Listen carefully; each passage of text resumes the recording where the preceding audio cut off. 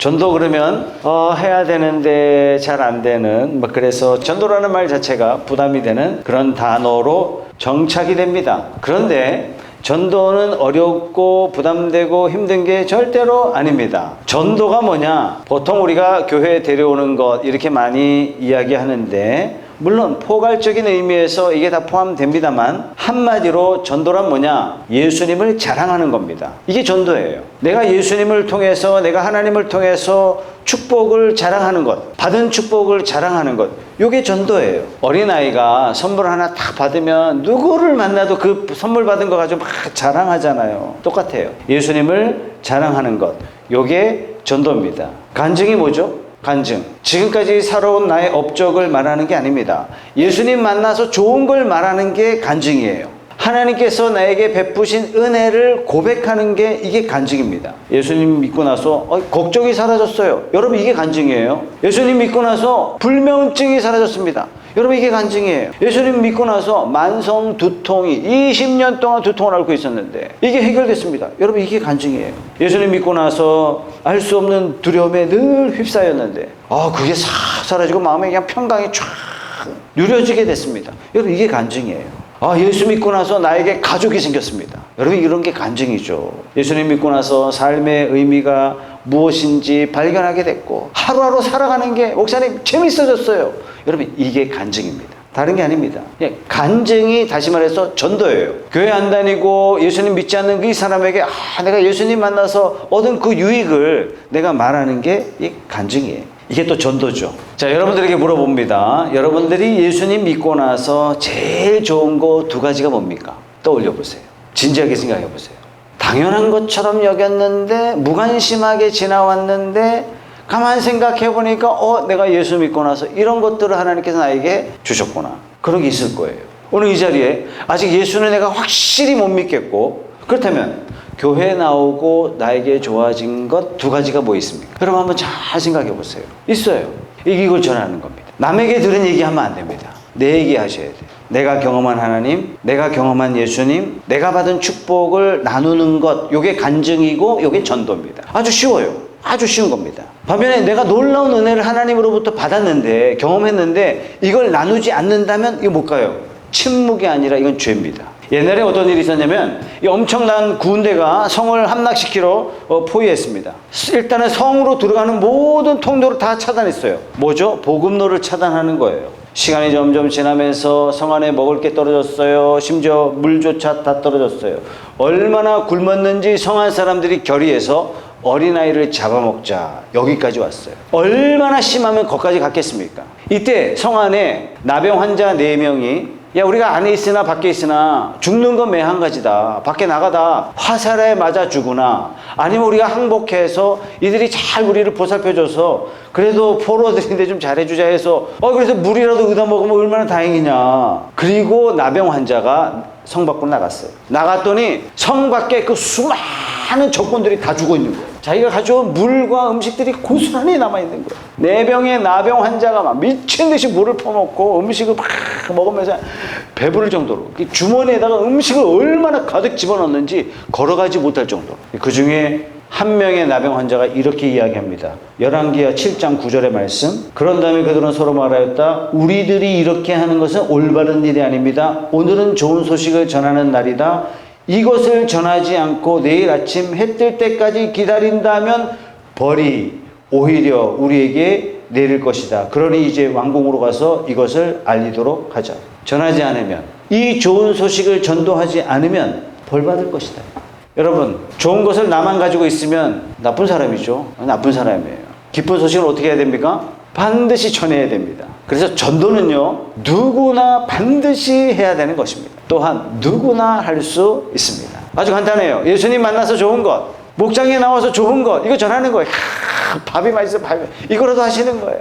교회 나오면서 좋은 것, 전해야 될 사람을 하나님께서 딱 만나게 하실 때 그거 전달하는 거예요. 그때 여러분들이 주저하지 마시고 전하시면 됩니다. 자, 전도의 기본은 뭐다? 하나님께 받은 기쁨, 하나님께서 우리에게 주신 은혜, 하나님의 사랑, 예수님의 은혜, 이걸 나누는 것이 바로 전도다 하는 것을 여러분 꼭 기억하시기 바랍니다. 그래서 예수님께서 우리에게 증인이 되어야 된다라는 특별한 사명을 우리에게 주셨어요. 사도행전 1장 8절의 말씀이죠. 다 같이 한번 읽어보겠습니다. 시작. 그러나 성령이 너에게 내리시면 너희는 능력을 받고 예루살렘과 온 유대와 사마리아에서 그리고 마침내 땅끝에까지 이르러 내 증인이 될 것이다. 예수님께서 우리에게 주신 사명에 너희는 증인이 될 것이다. 그랬으니까 성도는 반드시 증인이 되어야 합니다. 그런데 전도하려고 하면 예상치 못한 상황을 만나게 되죠. 그죠?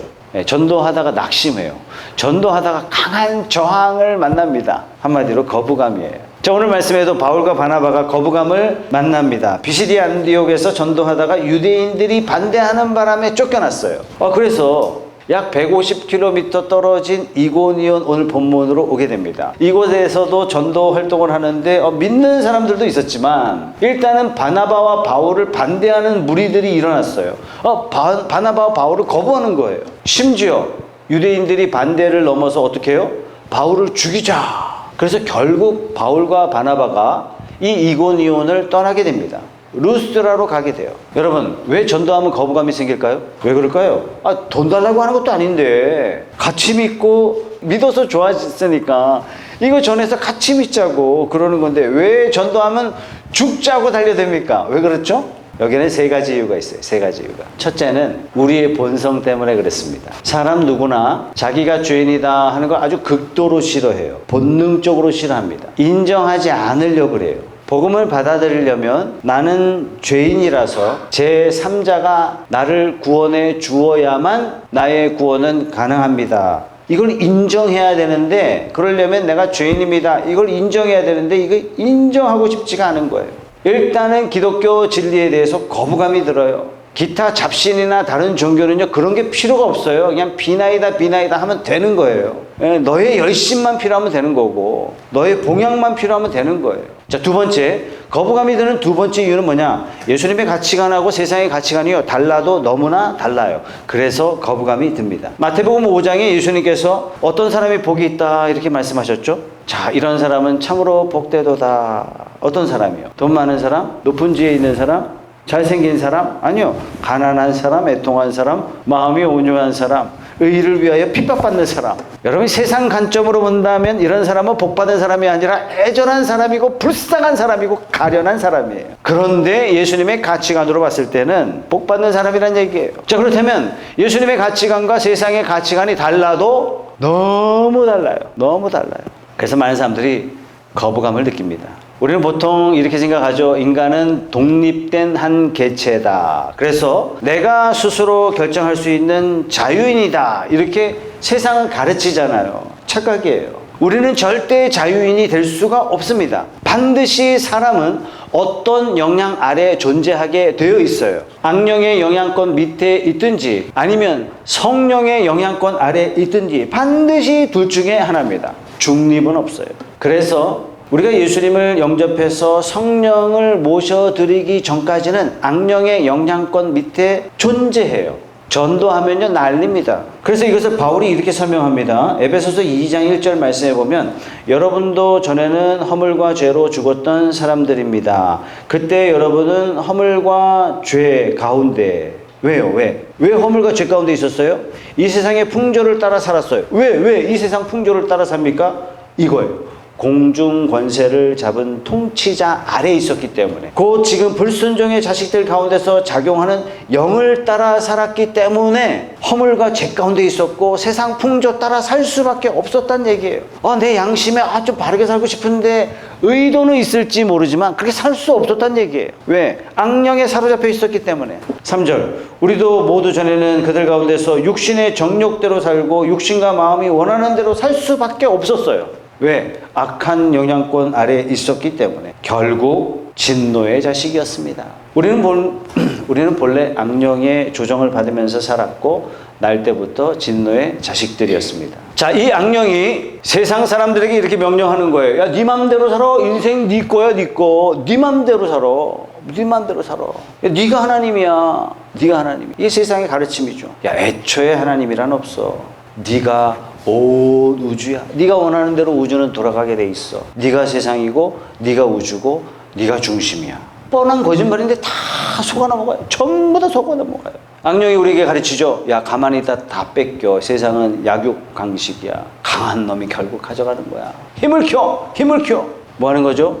사탄이 우리를 노예 삼는 거예요.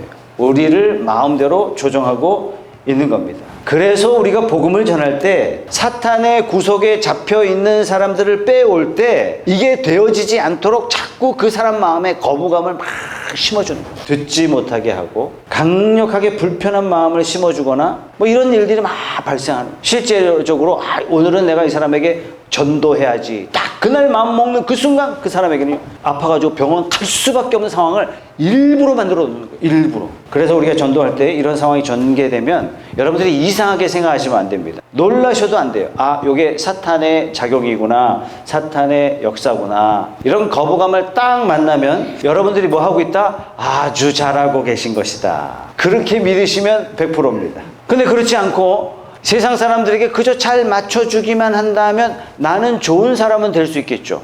여러분 자신은 전할 수 있지만 하나님이 정작 전하라고 하는 메시지는 전하지 못하는 거예요.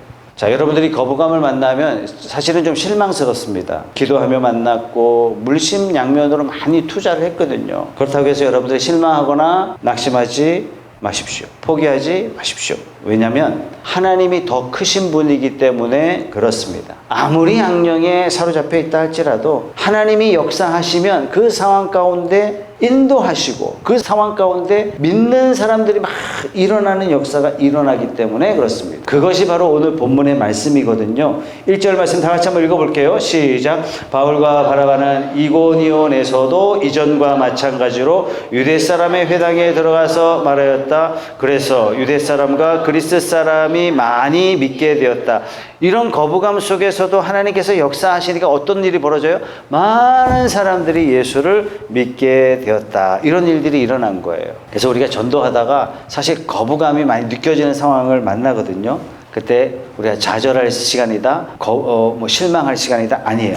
이때 더욱더 복음 전할 시간이다. 그렇게 생각하시면 됩니다. 왜냐? 하나님은요, 이런 거부를 뚫고 반드시 열매를 맺게 하시거든요. 전하는 나의 입술과 전하는 나의 지혜와 이걸 믿지 마시고 이 상황을 움직이시는 하나님을 믿으시고 담대히 전하는 저와 여러분들이 되십시다.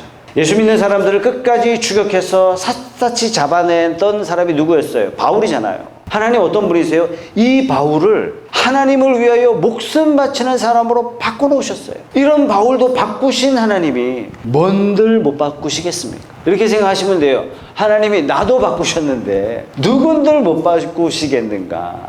우리가 전도하면 뭐 이상하게 하필이면 말도 잘하는 사람을 만나게 되고 오랜만에 내가 전도하려고 그랬는데 이 사람이 성경도 많이 알고 전도하려고 그랬는데 우연히 이 사람이 따지기도 잘해. 이런 사람 만나면 거부감이 더 커져요. 그죠? 괜히 말을 꺼냈다. 이런 생각이 들 수밖에 없어요.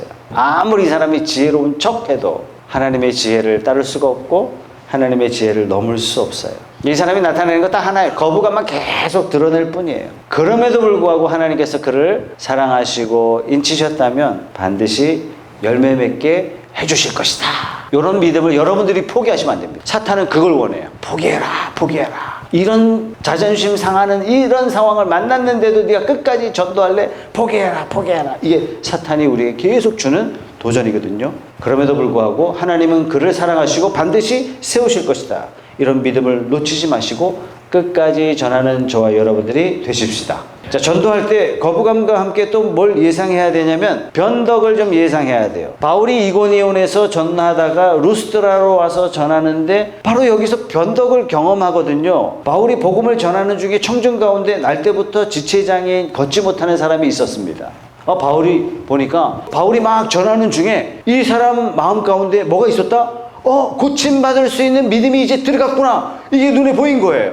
그래서 선포합니다. 9절 말씀, 10절 말씀. 이 사람이 바울이 말하는 것을 들었다. 바울은 그를 똑바로 바라보고 고침을 받을 만한 믿음이 그에게 있는 것을 알고는. 중요한 단어입니다. 치료받기 위해서는 자기 마음속에 하나님께서 나를 고치시겠다. 이런 믿음이 있어야 되는 거예요. 10절 큰 소리로 그대의 발로 똑바로 일어서십시오 하고 말하였다. 그러자 그는 벌떡 일어나서 걷기 시작하였다.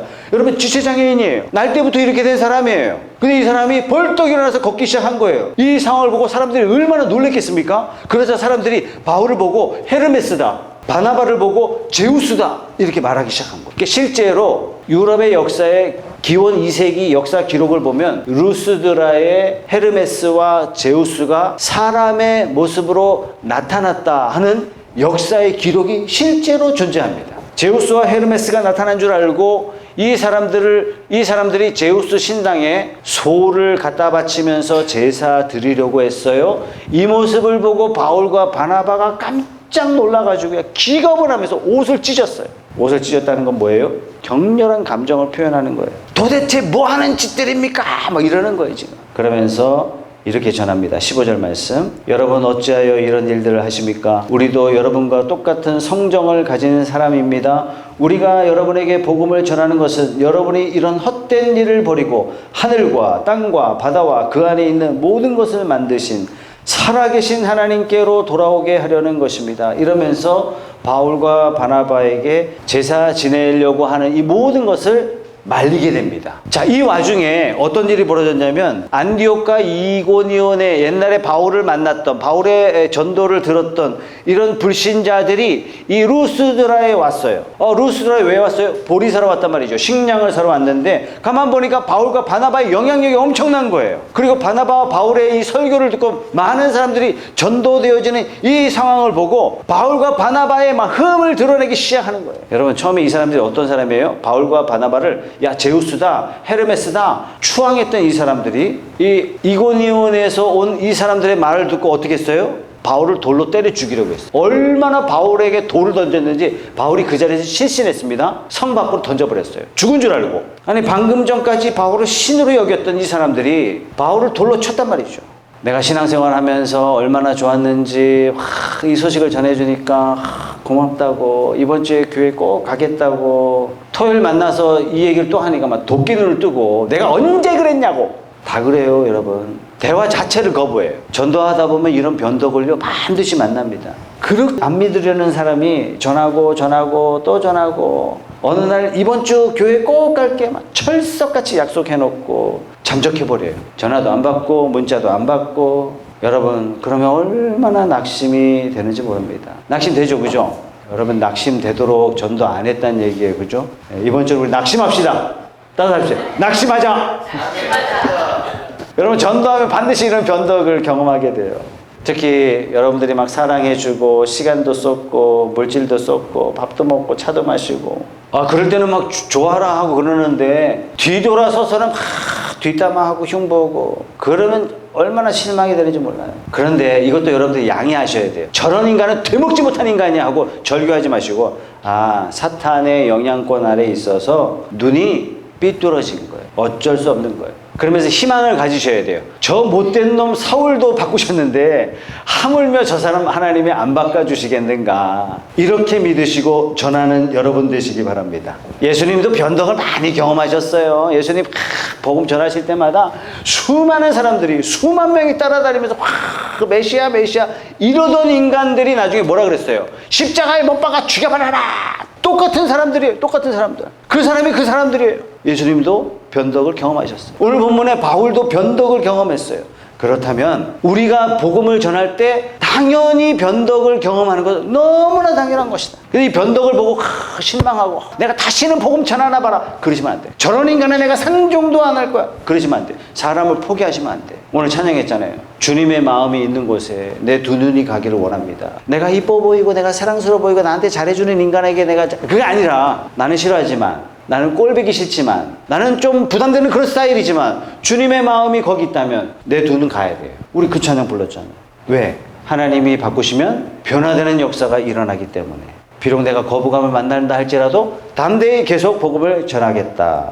이런 마음가짐을 가지고 전하는 여러분 되시기 바랍니다. 왜냐하면 하나님께서요 역사하시면 끝나는 거예요. 아무리 변덕 부린다 할지라도 하나님이 역사하시면 진짜 예수 믿는 자로 세우시기 때문에 그렇습니다. 그러니까 바울과 바나바가 또 이게 다 더베로 갔다가 또 다시 전도 여행이 끝나면은 다시 되돌아왔어요. 다시 갔던 길 그대로. 왜 되돌아왔냐면 뭐 격려도 하고 뭐 여러 가지 일을 해야 되기 때문에. 근데 자기를 막 돌로 쳐 죽일 수 있도록 루스드라에서 온 이 왼수 덩어리들, 그 도시에 많은 사람들이 예수 믿게 된 거예요. 예수님의 제자들이 된 거예요. 우리가 복음을 전하기 위해서 뭐 커피도 사고, 그죠? 커피도 그냥 삽니까? 아메리카노 안 사잖아요, 그죠? 이름이 적어도 한 3개, 4개 붙어 있는 거 사시잖아요, 그죠? 밥도 사주고. 어떻게 하면 전도 잘 됩니까? 상대방의 필요를 채워주면 전도 잘 된다. 그래가지고 막 물심양면으로. 그러면 어떤 마음이 드냐면요, 우리 마음에 더 기대가 돼요. 더 기대가 돼요. 이번 주 오겠지, 이번 주 오겠지, 신앙생활 잘하겠지. 그런데 교회도 안 나오고 신앙생활도 흐지부지하고 그러면요, 잘해준 만큼 낙심해요. 예. 신경 쓴 만큼 이 좌절감이 더 커져요. 그럴 때 좌절하면 안 돼요. 좌절하면 안 되고, 너무나 당연한 거다. 너무 당연한 거다. 그렇지만 이런 실망스러운 상황 가운데도 하나님은 반드시 역사하셔서 그 사람을 바꾸셔서 복된 자리로 인도하실 것이다. 이런 기대를 잃지 않는 것, 요게 증인의 마음인 줄 믿으시기 바랍니다. 전도하다 보면 가끔 이런 얘기를 해요. 기적을 보여줘봐. 그럼 내가 믿을게. 이렇게 말씀하시는 귀한 분들을 가끔 만나게 됩니다. 근데 제가 신앙생활 쭉 해보면서 거의 죽을 것 같은 상황에서, 예수 안 믿어요? 거의 죽을 것 같은 상황에서 뭐 예수님 만나고 기적으로 말미암아 치유되는 상황을 경험해요.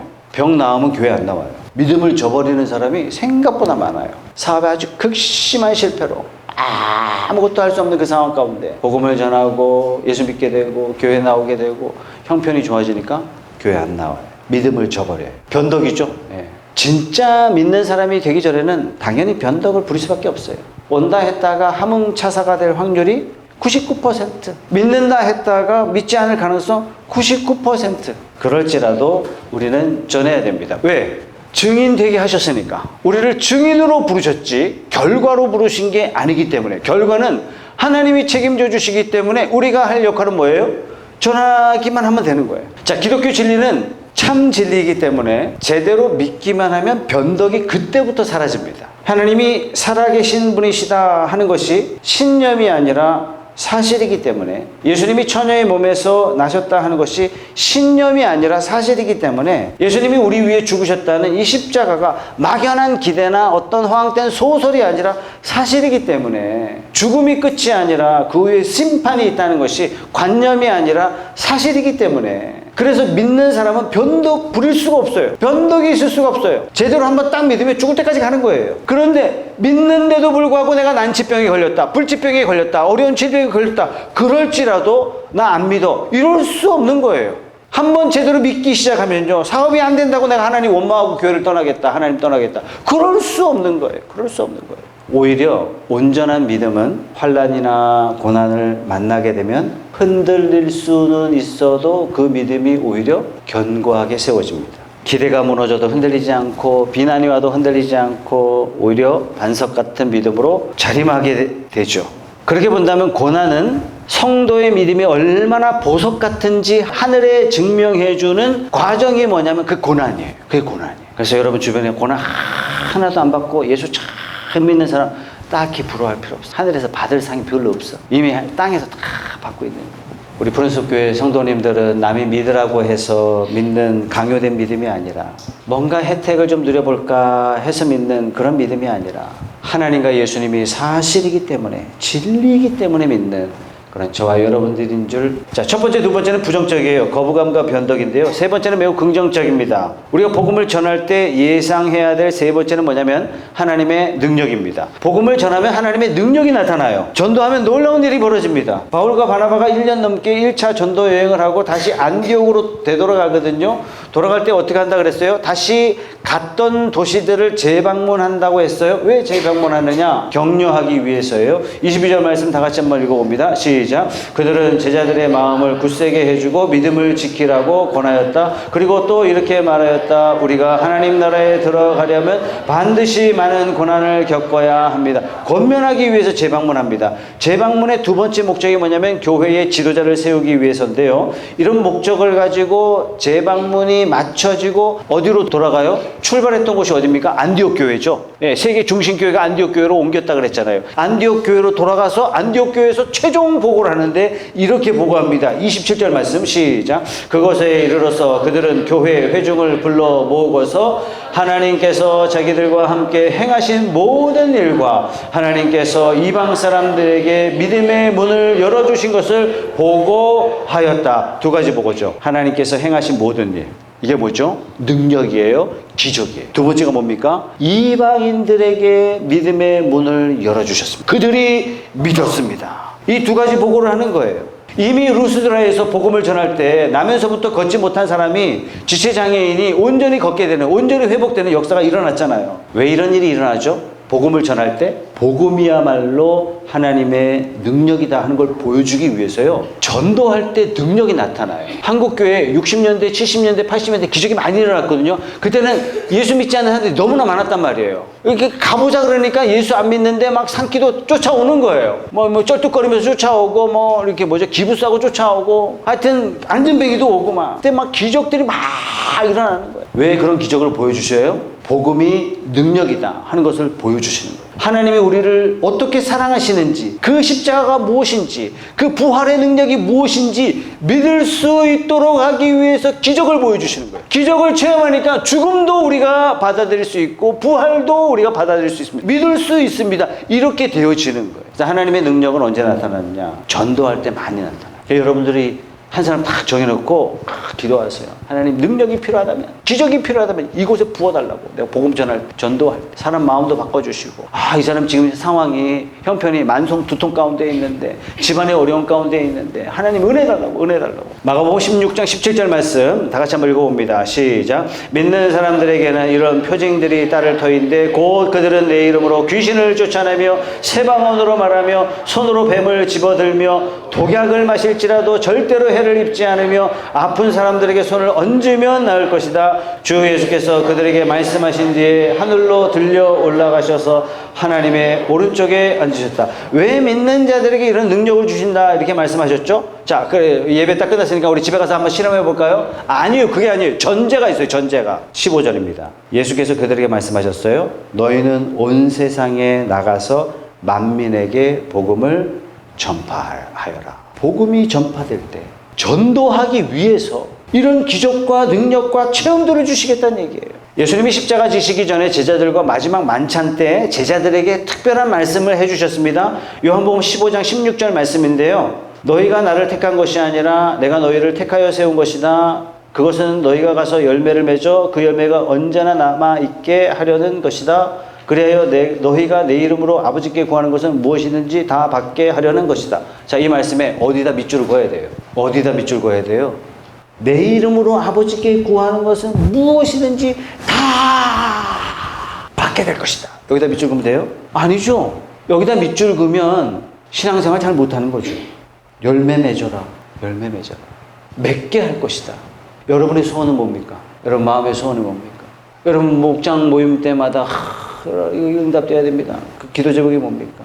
하나님의 소원은 뭐죠, 여러분? 하나님의 소원. 한번 생각해 보셨어요? 하나님의 소원. 이 말씀을 통해서 우리에게 이렇게 말씀하시는 거예요. 너희들은 너희 소원에 집중하지 말고 하나님 아버지의 소원에 집중해다오. 집중 정도가 아니라 여기에 목숨 걸어라. 그렇다면 내가 너희와 함께하고 내가 너에게 능력을 주고 네가 뭘 구하든 내가 다 줄게. 그 이상을 이룰 수 있도록 해줄게. 하나님 소원에 인생을 걸어다오. 내가 다 줄게. 지금 하나님이 이렇게 말씀하시는 거예요.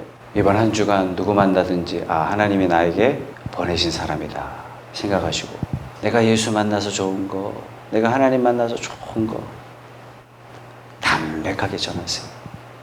이번 한 주간은 복음 전하는 그런 특별한 한 주간 되게 주님의 이름으로 소원합니다.